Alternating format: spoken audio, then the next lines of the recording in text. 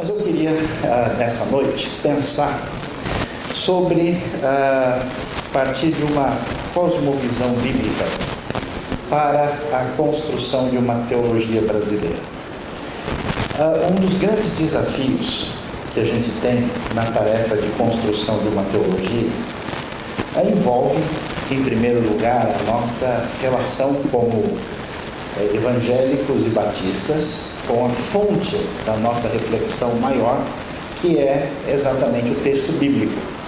Então nós precisamos de uma referência exegética, de um aprofundamento, e é impressionante como nos últimos anos vários estudos objetivos têm permitido que a história, a arqueologia tenha nos dado uma compreensão muito maior do mundo antigo que a gente tinha para poder de fato entender a realidade subjacente ao texto bíblico. Então, tudo que a linguística, a teologia, a pesquisa histórica tem trazido é extremamente impactante, particularmente nos últimos 20, 30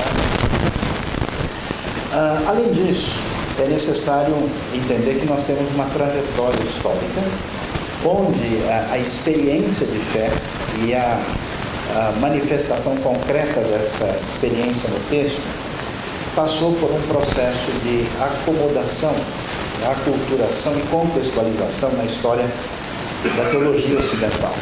E a gente observa essa trajetória, uma trajetória que primeiro enfrenta a grande estrutura do pensamento grego, ou talvez até melhor dizer, dos pensamentos gregos e da cosmovisão do mundo helênico. Depois a gente tem o impacto do mundo latino e a construção da alma do Ocidente, onde nós temos o impacto maior de Platão e de Aristóteles, que vão construir um grande edifício medieval.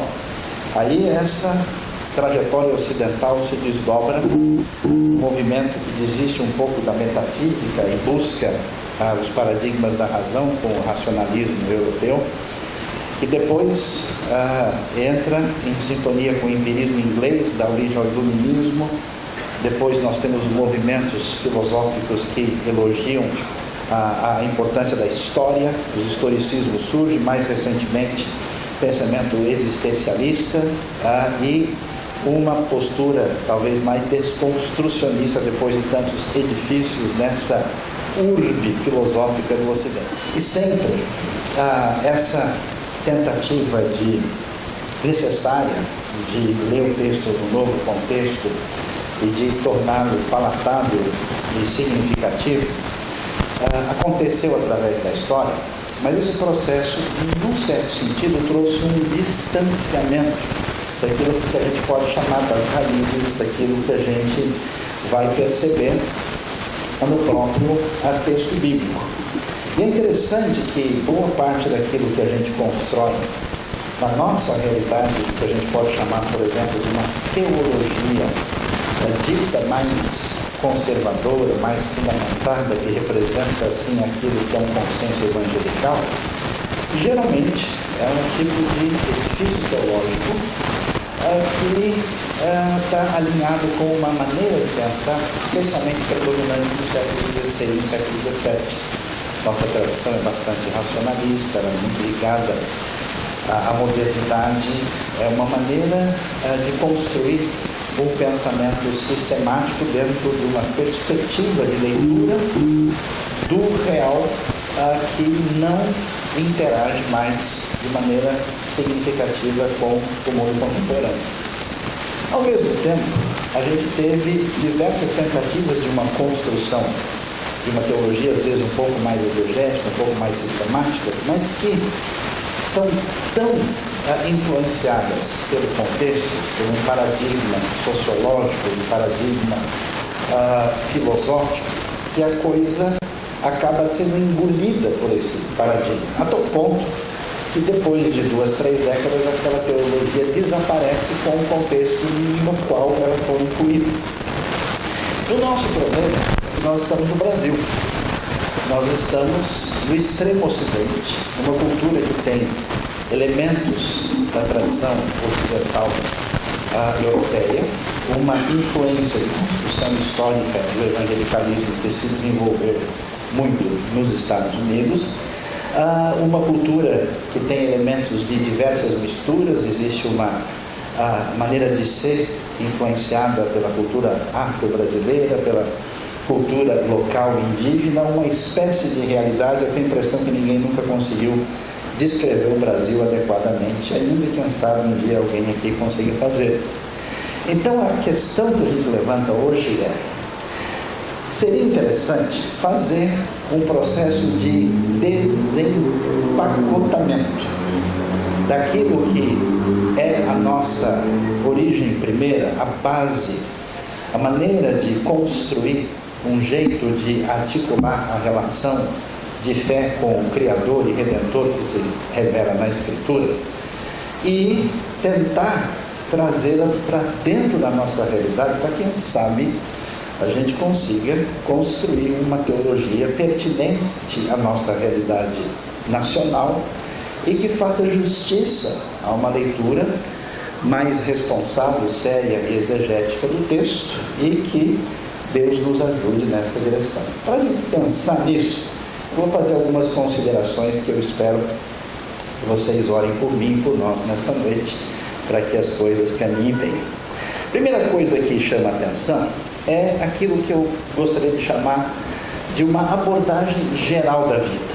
A nossa herança, extremamente sistemática e que tem origem naquilo que vai ser a filosofia grega, definiu um jeito de tentar ter acesso à realidade ou à verdade, dependendo qual é o tipo de ponto de referência que a gente vai colocar, a partir de um pensamento abstrato. É interessante que a maneira como a Bíblia se organiza dentro de uma cosmovisão mais semítica, o pensamento é concreto, é bastante diferente. A visão filosófica, por exemplo, que a gente vai herdar, e é muito comum até mesmo nos estudantes de teologia, todo o pessoal que se encanta com conhecimento, é uma coisa chamada busca da essência. A gente quase que aristotelicamente quer achar o X final da questão. É interessante. E quando a gente lê o texto bíblico, entende algumas categorias, a gente vê que essa questão não é tão definida dessa maneira. O Deus, por exemplo, que se revela na Bíblia, também é um Deus que se esconde. E o texto bíblico, por exemplo, focaliza muito mais a relação que deve existir entre o indivíduo, ou melhor, a pessoa, o ser humano, com o Criador e a sua vontade. Esse aspecto relacional com o Senhor do Universo é mais importante do que descobrir a essência das coisas. Por isso, o caminho, esse aqui é o detalhe, né? A teologia é uma tentativa de submeter esse discurso da fé a uma leitura da razão. A Bíblia não é um livro de teologia, a Bíblia é um relato da expressão que existe dessa relação com Deus. Claro, é um tipo de teologia, mas não da maneira como a gente acabou desenvolvendo. Isso quer dizer que a nossa preocupação historicamente está ligada com o que a gente chama de uma explicação sistemática do mundo, enquanto o texto sagrado, a preocupação é com uma relação de purificação da pessoa perante Deus, é uma relação de proximidade com o Criador a partir desse aproximar-se que é lido como purificação, santificação, um exercício de, podemos dizer, espiritualidade. É interessante, texto, a maneira como a coisa é apresentada, a maneira bíblica de ser, puxa o indivíduo para fora de si, na direção de tentar relacionar-se com o Criador e de enxergar a realidade à sua volta. Outro aspecto essencial, que eu chamaria de elemento vivencial, é a maneira como a vida se constitui. Por causa dessa nossa herança tão racional e tão grega, nós vivemos num mundo que busca a essência, que valoriza o universo estático. né? Por isso que a gente tem uma espiritualidade ligada ao estático, o movimento nos assusta. E é interessante que no pensamento bíblico a coisa é bem diferente. Existe uma ideia de um universo dinâmico, cheio de vida, por isso que não é à toa que a tradição grega nos trouxe uma ideia de que a pessoa que está no caminho certo faz assim. Ele contempla com a cabeça para baixo, tentando achar aí Taonta, tentando achar a verdade, tentando ter acesso a essa substância abstrata distanciada. Enquanto a tradição hebraica, por exemplo, nos deu uma ideia que é muito estranha, eu acho uma coisa muito peculiar quando alguém que vem do mundo ocidental vê um judeu religioso tentando orar e leva um susto porque o sujeito ora assim, né? E aí ele fala, mas por que ele está fazendo isso? Uma das razões está ligada com uma tradição que a relação com Deus não é só uma relação mental, racional, mas é com todo o ser. Envolve o corpo, envolve a alma, envolve a vontade, né? Envolve o indivíduo como um ser completo, e esse elemento é distinto. Por isso, vale a pena ver que o caminho, que é a tradição que criou muito da base do pensamento teológico, que é, na verdade, uma busca de uma metafísica, de um distanciamento do mundo, se baseia numa dicotomia do mundo. Os primeiros protestantes autênticos começaram um caminho numa direção de desfazer essa distinção de que era importante pensar numa dimensão puramente espiritual, metafísica, e deveria se desprezar a realidade à nossa volta. E, portanto, em vez de ter uma dicotomia do mundo, o mundo separado naquilo que a gente chama de espiritual e material, a ideia é diferente. O pensamento bíblico trabalha de uma maneira interessante, onde o natural e aquilo que a gente chama de sobrenatural estão interligados. Em vez de ter uma perspectiva analítica, onde tudo é dividido e colocado em gavetas separadas, enfatiza-se uma realidade unificada. Enquanto a gente vive uma vida onde, na realidade, o cotidiano é um cotidiano voltado para a realidade material, a gente vai descobrir que o material e o espiritual aparecem entrelaçados na Bíblia. E é interessante isso, porque quando a gente faz essa distinção e essa análise que é o fenômeno, né, do mundo racional depois da modernidade, onde tudo é dividido, a gente perde a visão de todo. A gente está sempre preocupado com análise precisa, com o ponto particular, específico, que significa a referência indiscutível. E em grande parte isso atingiu a nossa tradição batista, né? Onde há 2 batistas reunidos, há pelo menos 7 opiniões diferentes, a coisa é um pouquinho complicada. E, no fundo, a Escritura interage com uma descrição em que a realidade é entrelaçada e complexa. Nesse sentido, a lógica linear simples, as coisas baseadas num tipo de ideia de passo 1, 2, 3, é substituído por outro tipo de pensamento mais complexo. Alguns estudiosos chamam isso de lógica de bloco. A gente vai retomar isso na sequência da nossa reflexão. Para a gente perceber como a relação com a ordem criada, com o mundo à nossa volta, onde teologia precisa conversar com economia, teologia precisa conversar com sociologia, teologia precisa conversar com todas as áreas da vida. Há uma frase da tradição hebraica que vem do Talmud que diz o seguinte: orar é tornar o mundo santo. É proibido desfrutar de algo neste mundo sem dizer uma bênção, uma oração. Esse tipo de atitude é um sacrilégio. Então, descobrir como se resolve uma equação matemática é tão valioso quanto fazer a oração antes de dormir, depois de ler o Salmo 23, na versão antiga da Bíblia.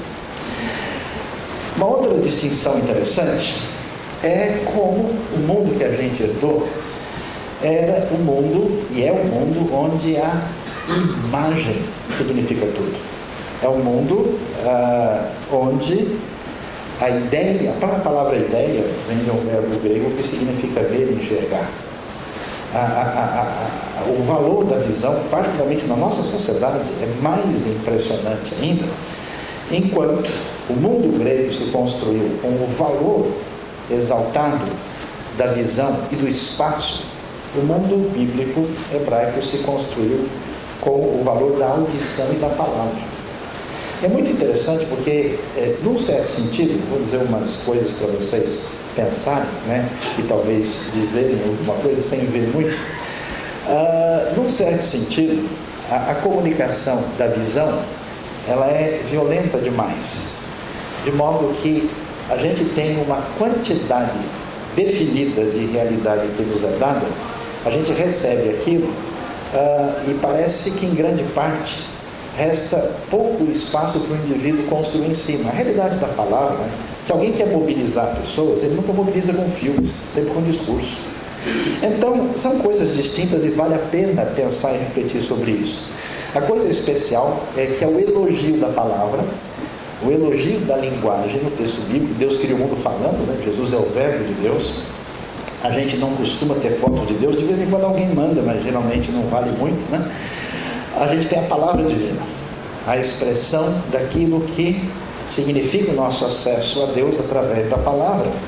E é surpreendente descobrir que em hebraico, davá, que é a palavra, significa palavra, significa coisa, objeto, e significa também acontecimento. Ou seja, a ideia é que a experiência de Deus é uma experiência que unifica toda a realidade e estabelece essas relações de conexão num caminho distinto daquilo que foi a trajetória da modernidade. Porque nós somos filhos da metafísica e a gente quer saber qual que é a essência das coisas, a gente sempre quis saber que Deus é, ou quem Deus é, e tentar definir o nosso predicativo de sujeito aplicado a Deus sempre foi o sonho de toda teologia. Na teologia ortodoxa oriental, interessante, eles já chegaram num caminho que vale a pena refletir sobre ele, dizendo, olha, gente, é muita coragem tentar dizer só o que Deus é muita petulância, já está muito bom se a gente falar o que ele não é. A gente pelo menos dá a volta, porque a ousadia é menor. Mas é interessante que o enfoque que a gente vai encontrar, especialmente na Escritura, é que o Deus, que é o Deus da palavra, é o Deus da história. Mais do que ser um Deus que é no sentido que a gente acabou entendendo isso, ontológico, Deus é um Deus que age.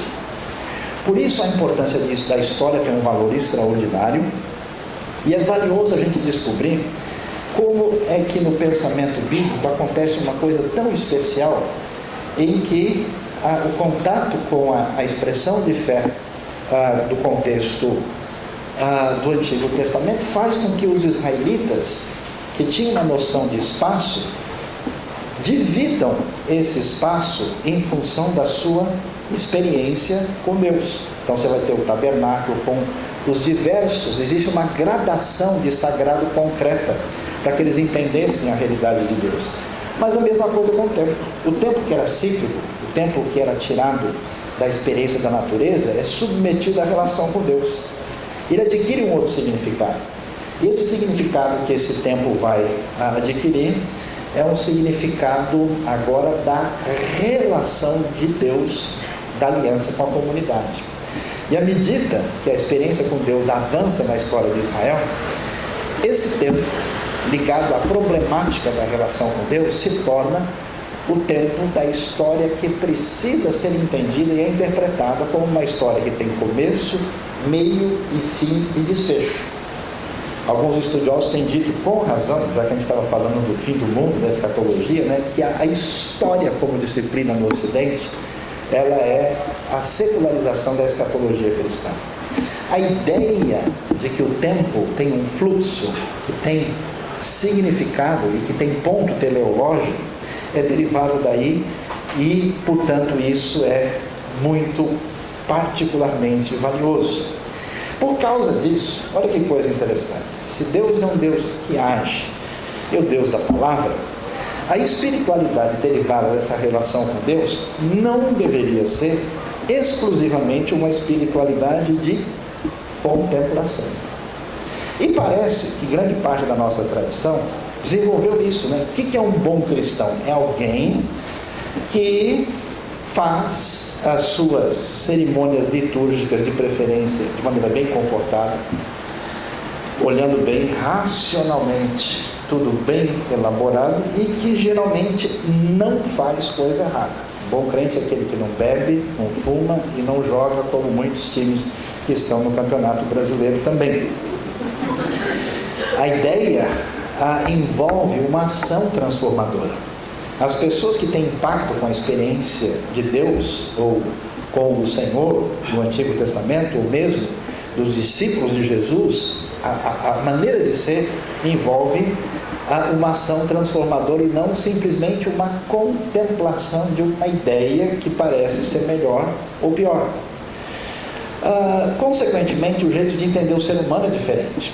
A antropologia, por exemplo, nós queremos saber quem é uma pessoa. E como é que a gente sabe quem a pessoa realmente é? Quais são os predicativos? Como é que a gente define? Há várias maneiras de fazer isso, mas a nossa sociedade, por exemplo, geralmente escolhe predicativos que têm a ver com o desempenho da posição social dessa pessoa. Fulano é isso, ele é doutor, ele é professor, ele é tal coisa, ele fez isso, fez aquilo. O centro é bastante antropocêntrico em função da maneira dessa pessoa se destacar em relação aos outros. É interessante que a vida, que a gente enxerga como muito biológica, e em função desse conceito de sucesso, na Bíblia é diferente. A vida é centrada, por exemplo, no contexto das relações sociais interpessoais. A vida é centrada na relação com Deus, na tribo e na família. Quer ver uma coisa interessante? Que as traduções nossas, elas não deixam isso aparecer, porque quem lê não vai entender. Quando Boaz chega lá em Ruth capítulo 2 e vê Ruth que está lá e chegou, ele vai perguntar quem é essa moça. Todas as traduções dizem isso. Quem é aquela moça? Mas na verdade a pergunta feita é Lemi Haneara Hazot, ou seja, a quem pertence aquela moça? Porque ninguém é nada, todo mundo é parte dele. Nesse sentido, não existe uma visão individualista. É uma crise muito grande, né? A gente lê um texto do tipo: crê no Senhor Jesus Cristo e será salvo tu e a tua casa. Como assim? O indivíduo decide tudo. Como? Que história é essa? Não entendi. Pois é, vamos ler de novo, quem sabe Deus nos abençoa. Ser parte de um grupo, essa relação pessoal é valiosa.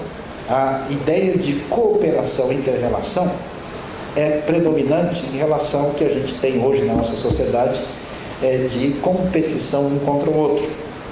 O valor das pessoas é um valor a partir dessas relações. Um profeta se conhece porque ele é filho de tal pessoa, enquanto que na nossa sociedade a pessoa é vista a partir das suas posses, ou pelo menos das suas posses aparentes, nem aquelas que realmente são realidade. Portanto, esse jeito de ser e de pensar prossegue no texto bíblico, trazendo coisas interessantes quando a gente pensa um pouquinho mais sobre a lógica do texto bíblico. É interessante que é uma discussão, o pessoal que está conversando agora vai perceber, os que já caminharam bem, que a gente tem um texto que é a palavra de Deus, que é normativo para a nossa vida, mas um texto que seguramente passou por um processo até que esse texto chegasse na sua etapa de redação final. E a gente sabe, especialmente em vários documentos do Antigo Testamento, basta você ler alguns salmos, né? Você vê salmos que estão falando da realidade das pessoas que voltaram depois do cativeiro, junto aos rios de Babilônia. Nós, né, nos sentávamos e chorávamos com saudade de Sião, como é o caso do Salmo 137, e tem salmos claramente muito antigos, especialmente na primeira parte do Salmo 1 até o Salmo 41. E quando a gente lida com essa, eu diria, diversidade teológica, literária, nas camadas de um texto bíblico, que na verdade são um pavê literário teológico extraordinário, que tem gostos distintos e especiais, e a gente talvez não entenda muito bem, a gente começa a entrar em crise, porque na nossa tradição as tensões entre aspectos distintos da vida e da realidade precisam ser colocadas em posição de contradição. Por isso, nossa tradição criou coisas do tipo: gente que valoriza demais o indivíduo, outro que valoriza demais o grupo, a sociedade. Gente que valoriza demais a espiritualidade da hora devocional, da relação pessoal, do coração com Deus, e gente que valoriza uma espiritualidade na dimensão da ética e da transformação social. Gente que entende que Deus é soberano ao ponto de que a gente não faz muita coisa no processo, em que Ele geralmente resolve todas as coisas e a gente entra no embalo dessa ação soberana e irresistível. E outros que dizem: não, nós somos donos do processo, Deus só ligou o motor e foi tomar um café. E agora a bola está com a gente, só no final a gente se encontra de novo, porque nós estamos. O pessoal costuma chamar essas coisas de calvinismo e arminianismo. Essas distinções, esse reflexo de polarização, surge exatamente por uma postura de falta de compreensão que nós temos uma diversidade de ênfases distintas no texto que estão numa relação complementar. Então, isso não é o contrário do outro. Isso significa que aquilo é um contraponto que faz parte de uma realidade maior. Então, em vez de estar numa postura de tensões em contradição, isso é muito complicado, né? Porque a maior justificativa que eu tenho para cometer uma injustiça, para dar legitimidade, para eu ofender, atacar o meu irmão, criar uma situação, é exatamente a conclusão de que a verdade plena está comigo e que ele está fora do lugar, e como ele está na categoria de gente má e herética, ele precisa receber uma boa lição. Pois é, o texto bíblico, em muitos casos, de maneira explícita, sugere o que a gente chama de manutenção dessas tensões. É tão interessante ver, quando você lê o livro de Êxodo, que Deus endurece o coração do faraó, para o pavor de todos os estudiosos arminianos. Está escrito lá do jeito que a gente lê: e o Senhor, Deus, endureceu o coração do faraó. Não, mas já estava duro antes. Mas continua dizendo que Deus endureceu mais ainda se estava duro. E para o pavor dos calvinistas, diz o texto logo embaixo que o faraó endureceu o seu coração. A Bíblia nem se incomoda com esse tipo de dificuldade. Ela fala uma coisa do jeito que ela fala uma outra, fala outra sem qualquer susto, tentando reparar para adequar isso a uma espécie de lógica simplista. Por exemplo, é muito interessante que o texto bíblico vai dizer coisas tão bonitas, né? Que rasdou leolam, porque a sua misericórdia dura para sempre. A sua misericórdia não tem fim. Mas do outro lado, você vê a ideia de que Deus é um Deus que se ira todos os dias. Horrenda coisa é cair nas mãos de Deus vivo.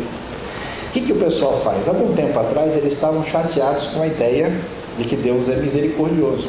Eu nunca me esqueço, uma vez, faz tempo isso, já aconteceu nos tempos de outrora, depois que a gente ajudou Noé a enxugar a arca, né? Eu preguei numa igreja e a mensagem do texto envolvia muito a ênfase no amor incondicional de Deus. No final, o líder ficou meio chateado, me chamou de lado e falou: "Você não pode fazer uma coisa dessa." Eu falei: "Mas como assim?" Do jeito que o senhor falou. Foi: "Desculpa, eu fui na bola, eu não sabia o que houve, né?"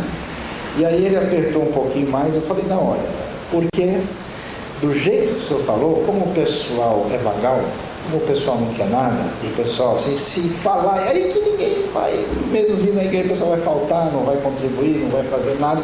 Então a gente tem que descer o sarrafo na cabeça do pessoal, porque aí eles tomam jeito e fazem as coisas que precisa fazer na igreja, né?" Eu achei interessante, eu não sabia se eu ria, se eu chorava, o que eu fazia, eu fiquei em tensão dialética permanente, e foi interessante e triste ao mesmo tempo. De um tempo para cá, o pessoal inverteu disso. Disseram: não. Se Deus é tão amoroso e bondoso, Ele não pode condenar ninguém. Deus não pode ter manifestação de ira. Isso não faz sentido, porque, né, segundo o nosso quadradinho lógico, uma coisa não é igual a outra. A Bíblia nem se importa com esse tipo de postura. A ideia de que as duas coisas fazem parte de uma realidade maior e que estão em tensão está em todo o texto. E a gente precisa considerar isso, porque na nossa vida nós corremos o risco de perder a percepção de que o texto bíblico tem força através da história, impacto, e ele permanece encantando gerações. Eu tenho ficado impressionado. Há um mês atrás eu estava na Tailândia, orando com um irmão recém-convertido, de pouco tempo, do Mali, conversando com gente do Nepal, vendo gente vibrando com o Evangelho, assim como eu vi no interior da Amazônia em tribos indígenas. E o impressionante é como é que essa mensagem consegue, pelo poder de Deus e pelo impacto do que ela tem a dizer, atravessar essas fronteiras e produzir aquilo que a gente vê nessas pessoas. É um negócio estonteantemente glorioso e saudável, se é que a gente pode colocar essas palavras uma do lado da outra. E, portanto, a grande sabedoria do texto bíblico é que ela tem diversidade e amplitude suficiente para interagir com toda a experiência humana. Ela tem amplitude e diversidade para ministrar a diversidade dos corações. E quando a nossa experiência cultural limitada, o nosso modelo de teologia muito peculiar, o nosso jeito de tentar fazer de maneira idolátrica o texto, que a teologia pode se construir no exercício de idolatria, quando você transforma a revelação em algo à sua imagem e semelhança. Você não se submete mais ao texto, você não procura sentir e perceber e receber a riqueza do texto. O texto faz parte de um projeto particular, ligado à sua maneira de ser e de pensar, e funciona ideologicamente a serviço disso, e aí está o seu bezerro de ouro. Isso é complicado, isso é apavorante, a gente corre o risco de desaparecer, porque a palavra de Deus é viva e eficaz. A palavra tem força, tem impacto, ela é diferente. A gente precisa entender isso. Por isso, a Bíblia é simplesmente o máximo. O máximo por quê? Porque, diferentemente do que a gente poderia imaginar, na Bíblia não existe uma tentativa de descrição meramente técnica de Deus. Não é um livro que faz com que a experiência com o sagrado, se a gente quiser lembrar dos grandes estudiosos da fenomenologia da religião, a experiência de fé, a relação com Deus, seja permeada por uma espécie de discurso que pertence a um grupo menor de pessoas que sujeita toda a experiência da vida a uma descrição racional. O texto não funciona assim. O texto não é uma descrição linear, não é uma mera exposição abstrata, não é uma descrição técnica, mas ele é cheio de literatura diversificada. É cheio de poesia, é cheio de metáforas, narrativas, de textos estranhos. Eu estava lendo Gênesis, muito espetacular, um texto dizendo que quando Deus vai fazer aliança com Abraão, quando ele chega lá em Gênesis 15, vieram sobre Abraão trevas densas e espessas, trevas divinas, quem diria uma coisa dessa, E passa um fogareiro fumaçante, Deus assinando o contrato, estabelecendo a aliança, e a experiência impressionantemente distinta e diferente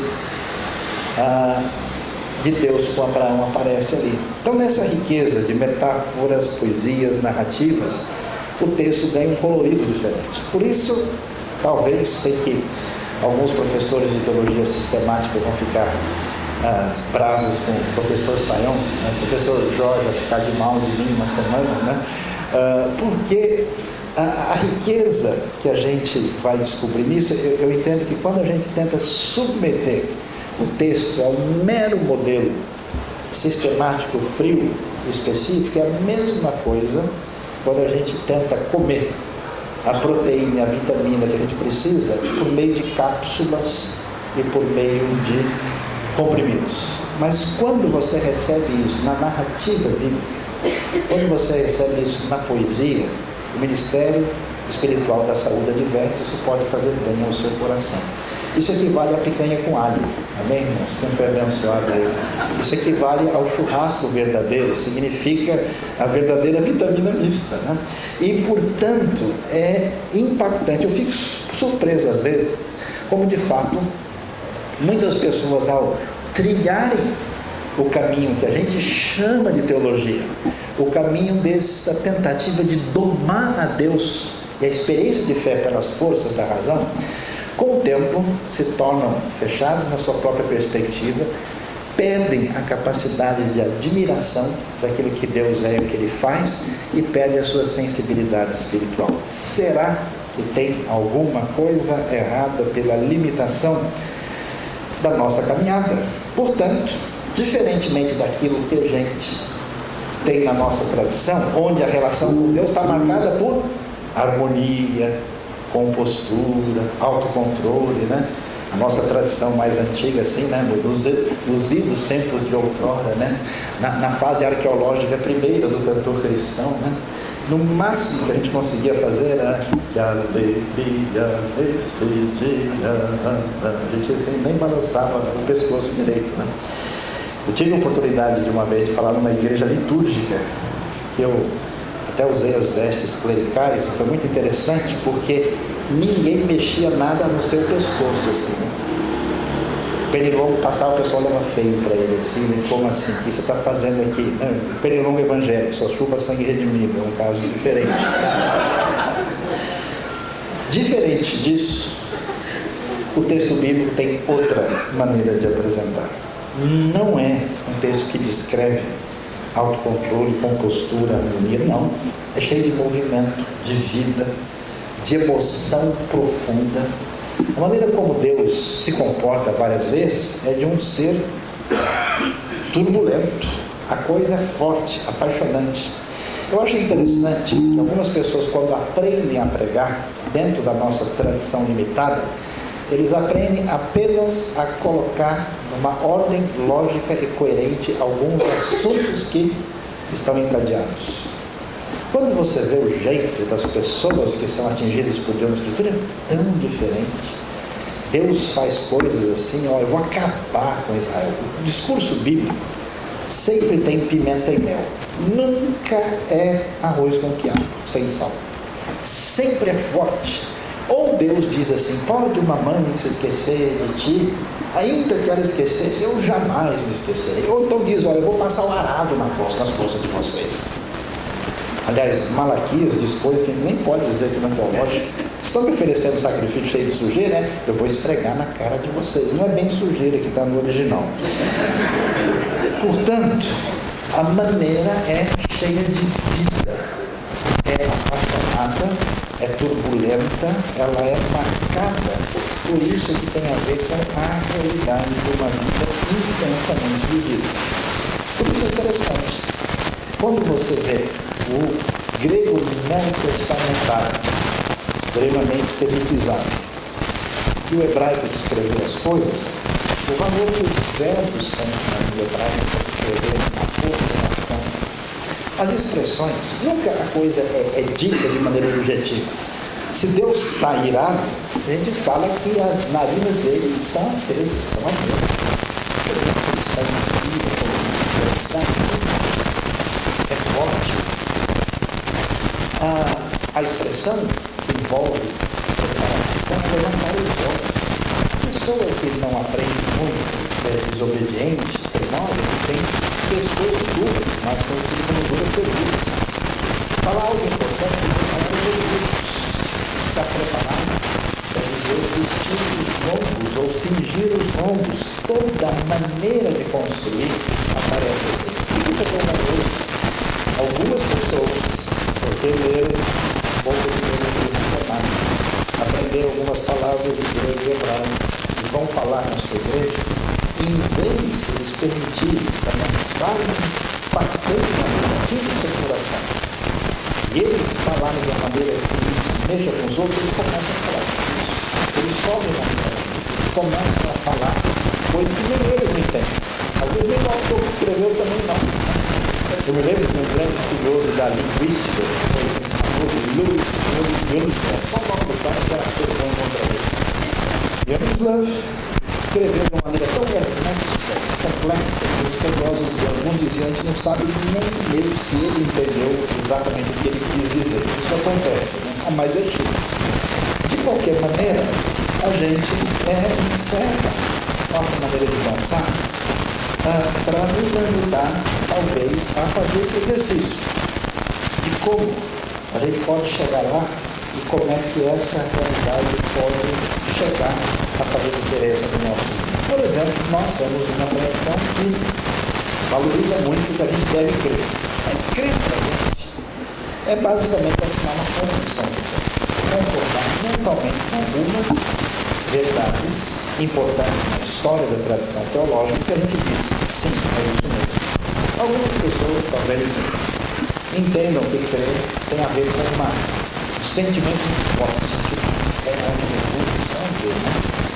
A coisa tem a ver com o teor emocional. Na Bíblia, a ideia de crer envolve apostar em Deus, envolve confiar completamente. Não significa simplesmente concordar com certas ideias abstratas, onde a gente diz sim. É muito mais do que isso. É igual o crer do futebol, né? É se lançar na jogada. Diante de tudo isso, vale a pena algumas reflexões. A tradição brasileira, graças aos percalços positivos ou não da sua história, se tornou durante um bom tempo uma das tradições mais tolerantes do mundo, onde pessoas de pano de fundo distinto, de imigração distinta, conseguiram conviver razoavelmente dentro de um espaço, porque a relação interpessoal ela é mais importante do que outros elementos.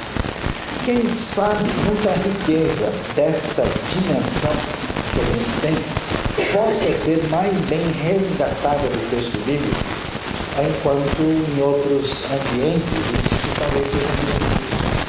É interessante ver que você pega um bom comentário de um estudioso daquilo que a gente chama de país do mundo. E ele chega em Romanos 16, assim, não tem o que comentar.